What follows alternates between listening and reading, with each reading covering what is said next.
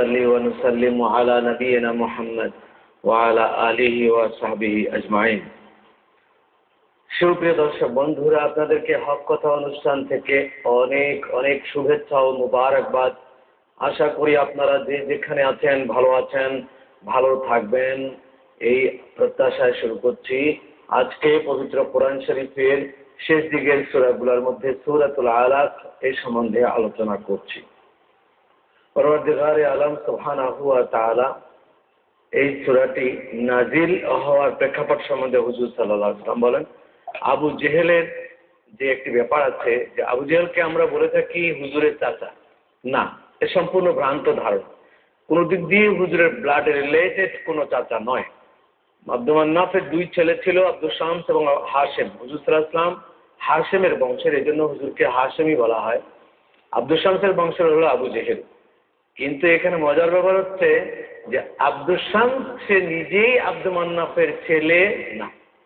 কেন, কিভাবে ছেলে নয়, সে বিশাল বিষয়, সেটা অন্য কথা। কিন্তু সেই জন্যই আবু জেহেল হুজুরের এত বড় জানি দুশমন ছিল, কোনো ক্রমেই সইতে পারেনি। আর যেহেতু আব্দুল মান্নাফের ছেলে বলা হয় হিসেবে, সেই ছেলের আব্দুল শামসের গোষ্ঠী আবু জেহেল, সেদিক দিয়ে হুজুরের চাচা বলা হয়, আসলে তো চাচা নয়। তো সেই আবু জেহেল হুজুর সাল্লাল্লাহু আলাইহি ওয়াসাল্লামকে হারেম শরীফে নামাজ পড়তে নিষেধ করল। হারেমের ভিতরে পাগড়ি পটকা বেঁধে তুমি নামাজ পড়তে পারবে না। অর্থাৎ হুজুর সাল্লাল্লাহু আলাইহি ওয়াসাল্লাম কাপড় পরে, লিবাসুত তাকওয়া পরিধান করে, পাগড়ি পরে নামাজ পড়তেন। আর আবু জেহেল সে আইন করে দিয়েছিল, তো সেই অফিসে সে গিয়ে বসে গেল। সে বিষয়ে কথাগুলো নাজিল হলো। আল্লাহ তাআলা তার হাবিবকে বলছেন, আউযু বিল্লাহি মিনাশ শাইতানির রাজীম, বিসমিল্লাহির রহমানির রহিম, ইকরা বিসমি রাব্বিকাল্লাযী খালাক, খালাকাল ইনসানা মিন আলাক, ইকরা ওয়া রাব্বুকাল আকরাম, الذي علم بالقلم علم الإنسان ما لم يعلم। আল্লাহ তাআলা নাজিল করলেন। এবং প্রথম অংশটুকু যেটা মক্কা শরীফে নাজিল হয়েছে, 19 আয়াতের একটি সূরা, এটা এক রুকু। এখানে যে প্রথমে বলা হয়েছে ইকরা বিসমি রাব্বিকাল্লাযী খালাক, পড়ুন আপনার প্রতিপালকের নামে, যিনি সৃষ্টি করেছেন মহাবিশ্বকে, সমগ্র মাখলুকাতকে, সৃষ্টি কুলকে যিনি সৃষ্টি করেছেন। খালাকাল ইনসানা মিন আলাক, মানুষকে রক্তপিণ্ড থেকে সৃষ্টি করেছেন। দুটো অর্থ, রক্তপিণ্ড থেকে সৃষ্টি করেছেন, কিন্তু রক্তপিণ্ড হতে তো সময় লেগেছে। রক্তপিণ্ড তো আর বাবার দেহ থেকে মার দেহে তো রক্তপিণ্ড আসে না। তো বাবার দেহ থেকে যে পদার্থ মায়ের উদরে এসছে, সে পদার্থ রক্তপিণ্ডে পরিণত হতে হতে 40 দিন লেগেছে। তাহলে বোঝা গেল আল্লাহ তাআলা মানুষের সৃষ্টি 40 দিন পর থেকে শুরু করেন। মানুষকে রক্তপিণ্ড থেকে সৃষ্টি করেছেন। তাহলে রক্তপিণ্ডের আগে ওই সময়টুকু নীরব ছিল, অপরিবর্তিত ছিল, যে ওই সময় থেকে আল্লাহ তাআলা সৃষ্টি করেন না। রক্তপিণ্ড হয়ে যাবার পর থেকে আর এই সৃষ্টির উপরে হাত দেয়া যাবে না। ইকরা ওয়া রাব্বুকাল আকরাম, পড়ুন আপনার প্রতিপালকের নামে। আল্লামা বিল কালাম, যিনি কলম দ্বারা লিখন শিক্ষা দিয়েছেন। আল্লামাল ইনসানা মা লাম ইয়ালাম, মানুষকে শিক্ষা দিয়েছেন যা মানুষ জানতো না। এই পর্যন্ত আলোচনাটা আমরা শুরু করি। আগে ইকরা বিসমি রাব্বিকাল্লাযী খালাক, ফেরেশতা পাহাড়ে জবলে নূরে আল্লাহর হাবিবকে পড়ার জন্য কোরআন শরীফ নিয়ে যেদিন আসলেন, ঠিক সেই দিন আল্লাহর হাবিবকে জড়িয়ে ধরে বললেন ইকরা, আপনি পড়ুন। এভাবে দুইবার, তৃতীয়বার বললেন ইকরা বিসমি রাব্বিকাল্লাযী খালাক, যিনি ভূমণ্ডল সৃষ্টি করেছেন, সৃষ্টি মাখলুক সমস্ত সৃষ্টি কুলকে সৃষ্টি করেছেন, তার নামে পড়ুন। তারপর হুজুর সাল্লাল্লাহু আলাইহি ওয়াসাল্লাম পড়লেন। এর আগের দুইবার বলেছেন আমি পড়ি না বা পড়তে জানি না। আমরা বাকি আলোচনা একটি ছোট্ট বিরতির পর ফিরে এসে করছি। খালাকাল ইনসানা মিন আলাক, বাকি দুবার হুজুর সাল্লাল্লাহু আলাইহি ওয়াসাল্লাম বললেন আমি পড়ি না, আনা মা বিকারিন, আমি তো পড়ি না। তৃতীয়বার হুজুরকে যখন জড়িয়ে ধরে চাপ দিলেন, তখন হুজুর পড়লেন। কেউ কেউ এই জায়গাটায় বলে থাকে, নবী পাক সাল্লাল্লাহু আলাইহি ওয়াসাল্লাম সম্বন্ধে যাদের কোনো ধারণা নেই, উম্মত বটে, টুপি দাড়িওয়ালা হুজুর বটে, কিন্তু এইসব ধারণা তাদের নাই। তারা বলে থাকে, অথবা উদ্দেশ্য প্রণোদিতভাবে অন্য কোনো দলের বা অন্য কোনো ভ্রান্ত আকিদার হয়ে থাকলে তখন সে বলে যে হুজুরের উস্তাদ জিবরাইল, জিবরাইল হুজুরকে শিক্ষা দিয়েছেন, জিবরাইল হুজুরকে আল্লাহর কালাম বলার শিক্ষা দিয়েছেন। তো নাদানি কথা এগুলো, না লায়েকের কথা। এখানে তা নয়, বরং হুজুর সাল্লাল্লাহু আলাইহি সাল্লামের উস্তাদ সরাসরি আল্লাহ তাআলা। জিবরিল যদি হুজুরের উস্তাদ হন তাহলে হুজুর সাল্লাল্লাহু আলাইহি সাল্লাম শ্রেষ্ঠ নবী হতে পারবেন না, আখিরি জামানার নবী হতে পারবেন না। প্রমাণ হলো জিবরিল হুজুর সাল্লাল্লাহু আলাইহি সাল্লামের উস্তাদ নয়। উস্তাদ হলে আগের দুইবার হুজুর বলতেন, যখন প্রভুর নামে বলেছেন তখন হুজুর পড়েছেন, এর আগে পড়েন না। আমি তো পড়ি না। যখন বলছেন ইকরা বিসমি রাব্বিকাল্লাযী খালাক, আপনার যে প্রভু বানিয়েছেন তার নামে পড়ুন, তখন হুজুর পড়া শুরু করলেন। তখন জ্ঞান আসলো কিভাবে, তার মানে খুদ আল্লাহ তাআলা তার উস্তাদ হুজুর পাক সাল্লাল্লাহু আলাইহি ওয়াসাল্লাম। তো আসুন এবার, খালাকাল ইনসানা মিন আলাক, মানুষকে আল্লাহ তাআলা রক্তপিণ্ড থেকে সৃষ্টি করেন। রক্তপিণ্ডের আগে যে সৃষ্টি সেটা হচ্ছে তরল পদার্থ। এই জন্য পৃথিবীর বড় বড় মখলুক গুলোকে আল্লাহ তাআলা সৃষ্টি করেছেন 1 সেকেন্ডে শুধু হুকুমের মাধ্যমে। কিন্তু মানুষকে আল্লাহ তাআলা ওইভাবে হুকুমের মাধ্যমে সৃষ্টি করেন না, দীর্ঘদিন সময় লাগায় সৃষ্টি করেছেন।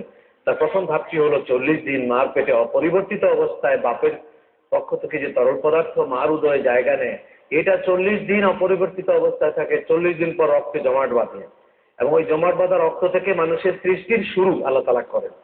এই জন্য মেডিকেল এথিক্সে রয়েছে যে 40 দিন পর অ্যাবর্শন আর চলবে না। পৃথিবীর কোনো আইনে 40 দিন পর অ্যাবর্শন করা বৈধ নয়। অবৈধভাবে হলে হতে পারে, কিন্তু বৈধ নয়। কেন? 40 দিন পর থেকে আল্লাহ তাআলা সৃষ্টি শুরু করে, এরপরে কেউ হাত দিতে চান। তো 40 দিন আগে মার শারীরিক কারণে, জীবন বাঁচাবার প্রয়োজনে, বাচ্চার শারীরিক কারণে রিমুভ করা যেতে পারে। তবে খাদ্য দিতে পারবো না, আহার দিতে পারবো না, থাকার জায়গা নেই, জনসংখ্যা বেশি হয়ে যাচ্ছে, এই জন্য রিমুভ করা যাবে। মার জীবন বাঁচাবার জন্য অথবা বাচ্চার জীবন বাঁচাবার জন্য যদি প্রয়োজন হয়, সেক্ষেত্রে রিমুভ করা যেতে পারে। করুন আপনার আল্লাহর নামে, যিনি সর্বাপেক্ষা বড় দাতা। আল্লাযী আল্লামা বিল কালাম, সেই আল্লাহ তাআলার নামে পড়ুন, যিনি কলম বানিয়েছেন মানুষকে শিক্ষা দেওয়ার জন্য। লিখুনি শিক্ষাটা এমনই একটি শিক্ষা যেটা ভুলে যাবার মতো নয়, ভুল করার মতো নয়, অস্বীকার করবার মতো নয়। এই জন্য লিখুনি শক্তি এবং লিখুনি শিক্ষার জন্য আল্লাহ তাআলা কলম তৈরি করলেন। নুন ওয়াল কালামে ওয়া মা ইয়াসতুরুন, আরশের উপরে কুরসি, কুরসির উপরে লৌহে মাহফুজ, লৌহে মাহফুজের উপরে আল্লাহ তাআলা কলম তৈরি করলেন। কলমকে উপরে রেখে বললেন লেখো, উকতুবু মা তাশা, যেমন চায় লেখো। তো কলম বলেছিল, খোদা আপনি বলে দিলে আমি লিখবো। তো আল্লাহ বললেন, লেখো, আমার বান্দার আমলনামা এটা, আমলনামার কভার পেজের মধ্যে লেখো, আমি বান্দার সাথে রাগ করি আর প্রেম করি। তো দুটো যখন পাশাপাশি হয়ে যায়, দীর্ঘদিন বান্দা আমাকে ভুলে থাকে, আমি রাগ করি। যখন দুহাত তুলে অথবা সেজদায় গিয়ে আমাকে ক্ষমা চায়, আমার কাছে মাপ চায়, তখন আমি তার প্রতি রাগ করবো না, প্রেম করবো। এই করতে করতে আমার রাগের উপরে প্রেম জিতে যায়, প্রেমের সাথে রাগ পারে না। অর্থাৎ এক সময় তার 80 বছরের, 90 বছরের, 70 বছরের গুনাহ আমি মাফ করে দিয়ে দিই। এটা আমার প্রেমের নিদর্শন, বান্দাকে আমি ক্ষমা করে দিয়ে দিই। কি অর্থ দাঁড়ালো? যে কলম সেখানে বসে আমাদের আমলনামা লিখছেন। এই কলম দিয়ে আল্লাহ তাআলা পৃথিবীতে মানুষকে ইলমে হুসুলি, অর্জিত জ্ঞান শিখবার জন্য কলমের ব্যবস্থা করলেন। শুধু তাই নয়, কোনো কিছু সাক্ষী রাখার জন্য, দলিল রাখার জন্য কলম প্রয়োজন। দুজনের ভিতরে একটা চুক্তি হলো, মানুষের সততা এক সময় থাকবে না, অস্বীকার করতে পারে। সেখানে চুক্তি যদি লিখিত থাকে এবং সেই মানুষটি দস্তখত থাকে, দস্তখত এক সময় জাল হতে পারে। এক সময় কিন্তু আমাদের দেশে দেখুন আল্লাহ তাআলার কুদরত, আল্লাহ যে কত কিছু আগে জানেন, কত ইলমে গায়বের মালিক। আহা, একবার যদি আল্লাহ সম্বন্ধে ধারণা করা হয়, তিনি সবকিছু জেনে শুনে দেখে শুনেই যেন বানিয়েছেন। তার কাছে কোনো কিছু গোপন এবং প্রকাশ এবং কিছুই নেই।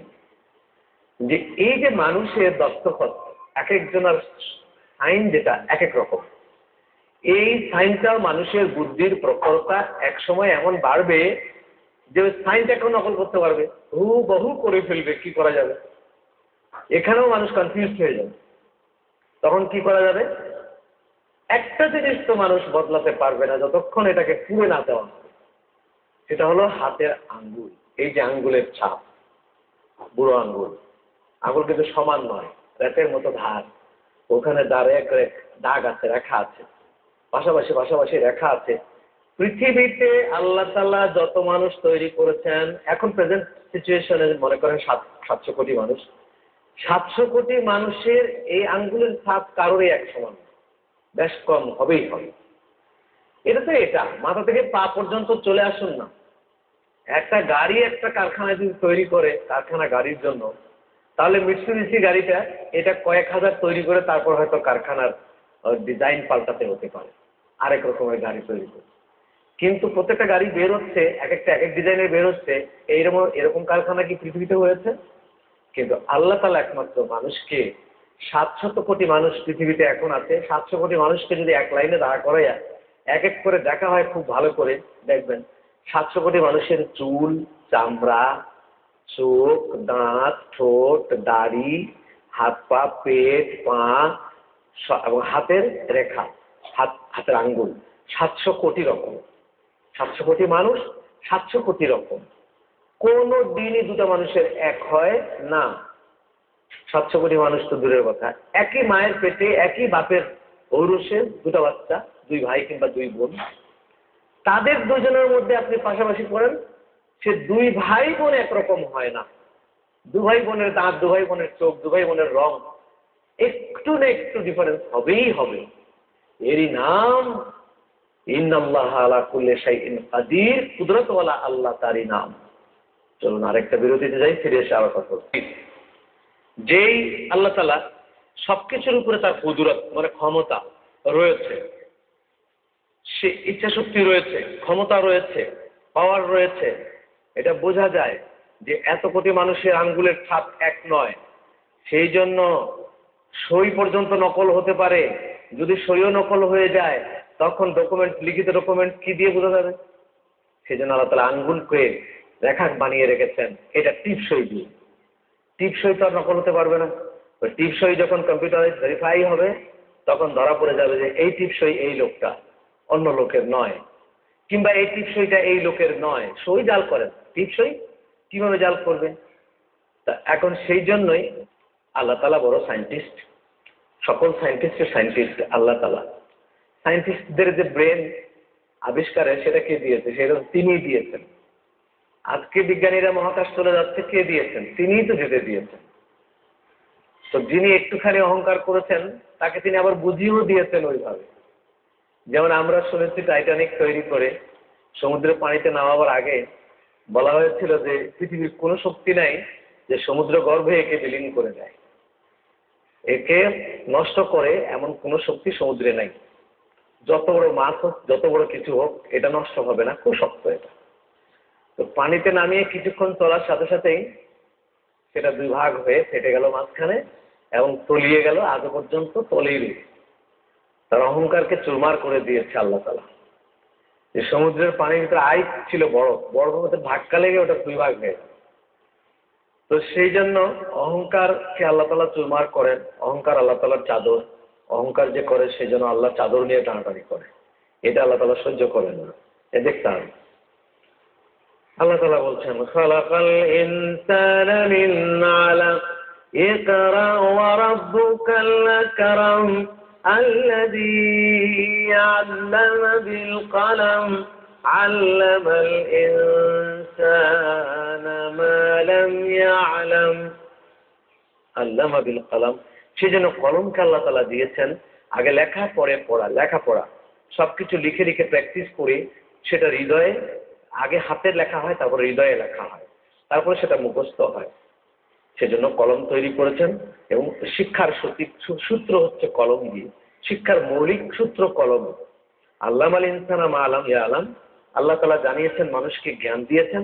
মা লাম ইয়ালাম, যে জ্ঞান মানুষের ছিল না, জানতো না। এখানে 3টি অর্থ করা হয়েছে হাদিস শরীফে। একটি হলো হযরত সাইয়্যিদুনা আদম আলাইহিস সালাতু ওয়াস সালামকে আল্লাহ তাআলা জ্ঞান দিয়েছিলেন। সে জ্ঞানটি ছিল ভাষা জ্ঞান। যত রকমের নাম আছে ইলমুল আসমা, সে জ্ঞান দিয়েছিলেন। তো এটা একটা জ্ঞান। দ্বিতীয় বলা হয়েছে সাইয়্যিদুনা নবীজি মুহাম্মদ মুস্তাফা সাল্লাল্লাহু আলাইহি ওয়াসাল্লামকে যে জ্ঞান আল্লাহ তাআলা দিয়েছেন, সেই জ্ঞানের কথা বলা হয়েছে। রাসূলুল্লাহর তো এই জ্ঞান ছিল না, আল্লাহ তাআলা নবী পাককে এই জ্ঞান দিয়েছেন সৃষ্টি জগৎ থেকে। যেদিন থেকে হুজুরকে সৃষ্টি করেছেন আল্লাহ পাকের নূর দিয়ে, যেদিন থেকে হুজুরের অস্তিত্ব সৃষ্টি হয়েছে, সেদিন থেকেই হুজুরকে আল্লাহ তাআলা জ্ঞান দিচ্ছেন, দিতে দিতে দিতে দিতে মার উদরের পরে পৃথিবীতে শুভাগমনের পর আল্লাহ তাআলা নবীজিকে জ্ঞান দিতে লাগলেন। সর্বশেষ আলাম নাশরাহ লাকা সাদরাক, আল্লাহ তাআলা বলেই দিলেন আপনাকে আমি আপনার হৃদয়কে বিস্তৃত করেছি, প্রশস্ত করেছি, বিশাল করেছি জ্ঞান দিয়ে। সে জ্ঞানকে একরকম জ্ঞান দিয়েছি, পার্থিব জ্ঞান দিয়েছি, আমি আখিরাতের জ্ঞান দিয়েছি, কবরের জ্ঞান দিয়েছি, দুনিয়ার জ্ঞান দিয়েছি। হুজুরকে আল্লাহ তাআলা দুনিয়ার কোন জ্ঞানটি দেয়নি, মহাকাশের জ্ঞান দিয়েছেন। বৈজ্ঞানিক আবিষ্কার, এখন কম্পিউটার আবিষ্কার হয়ে, বিজ্ঞান আবিষ্কার হয়ে আল্লাহকে এত তাড়াতাড়ি বেশি বেশি চেনা যাচ্ছে, যতটা হয়তো বা চিনতে কষ্ট হতো, অন্যভাবে চেনা যেত না, চিনতেও কষ্ট হতো। এবং রাসূলুল্লাহ পাক সাল্লাল্লাহু আলাইহি সাল্লামের মহত্ব, তার বিরাটত্ব, তার শ্রেষ্ঠত্ব, তার যে বৈজ্ঞানিক মেধা যে পৃথিবীতে অতুলনীয়, এটা বোঝা যেত না যদি বিজ্ঞান না আসতো।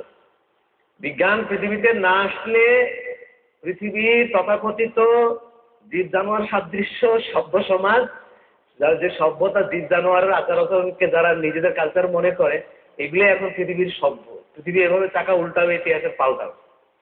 তো এই সভ্যরা, এই সভ্য নামের অসভ্যরা হুজুর সাল্লাল্লাহু আলাইহি সাল্লামকে কাঠমোল্লাই বলতো, এবং আমরা যারা আছি টুপি দাঁড়িয়ালা কাঠমোল্লাই বলতো। কিন্তু বিজ্ঞান আসার পর আলহামদুলিল্লাহ, ওরা কাঠখুড়ি পুড়িয়ে, খড়কুটো পুড়িয়ে, বছরের পর বছর, যুগের পর যুগ সাধনা করে যে জিনিসটা আবিষ্কার করে ছেড়ে দেয়, আবিষ্কৃত জিনিস তাড়াতাড়ি আগে আল্লাহকে দেখায় দেয়, আল্লাহ রসুলকে দেখায় দেয়, ওগুলো আল্লাহ রসুলের পরিচয় দেয়। কম্পিউটার আবিষ্কার করে ছেড়ে দিল, কম্পিউটার ছেড়ে ছাড়া পেয়েই বলতেছে আল্লাহর কথা, রসুলের কথা। মহাকাশে গিয়ে দেখতেছে আল্লাহ এবং রসুল, কোথাও বাদ নেই। অর্থাৎ বৈজ্ঞানিক যত আবিষ্কার সব রসুল্লাহ বলে গেছেন এবং আল্লাহ তাআলা কোরআনে বলেছেন। বৈজ্ঞানিক একটা আবিষ্কারও নিজেরা নয়, সব সূত্র ধরে করা হয়েছে। সূত্র কোরআন শরীফে আছে, সূত্র হাদিস শরীফে আছে। যে আমরা আজকে এই যে মেসওয়াক করা যে গুণাগুণগুলো, এতদিন পর এসে মেসওয়াকের কি গুণাগুণ হাদিস শরীফে বলেছেন, বিজ্ঞান তা কি করলো, সার্টিফাই করলো যে ইয়েস, যা বলা হয়েছে তাই। তো এইভাবে বিজ্ঞান আমাদেরকে রসুল পাক সাল্লাল্লাহু আলাইহি ওয়াসাল্লামকে চিনার কাজে সহযোগিতা করছে। এখন আল্লাহ তাআলাকে চিনার কাজে বিজ্ঞান সহযোগিতা করছে। এভাবেই বিজ্ঞান যত আবিষ্কার হবে, ততই আমরা আল্লাহ রসুলকে আরো বেশি চিনবো, আরো আমাদের মস্তক অবনত হয়ে যাবে। আমরা ইনশাআল্লাহুল আজিজ আরো আলোচনা করব। আমরা আলোচনা শেষ প্রান্তে চলে এসেছি। শেষ প্রান্তে এসে আমাদের আপিল, যে কোনোভাবে আমাদের অনুষ্ঠানকে সহযোগিতা করবেন, কোরআনের আওয়াজকে সম্মত রাখার জন্য আমাদেরকে সহযোগিতা করতে পারেন। আমাদের ব্যাংকের একটি ঠিকানা বলে দিচ্ছি, ইউনাইটেড কমার্শিয়াল ব্যাংক লিমিটেড, যার অ্যাকাউন্ট নাম্বার হচ্ছে 009411 00000264। আশা করি আপনারা ভালো থাকবেন। আপনাদের মঙ্গল কামনা করে দোয়াতে এখানেই শেষ করছি। আসসালামু আলাইকুম ওয়া রাহমাতুল্লাহি ওয়া বারাকাতুহু।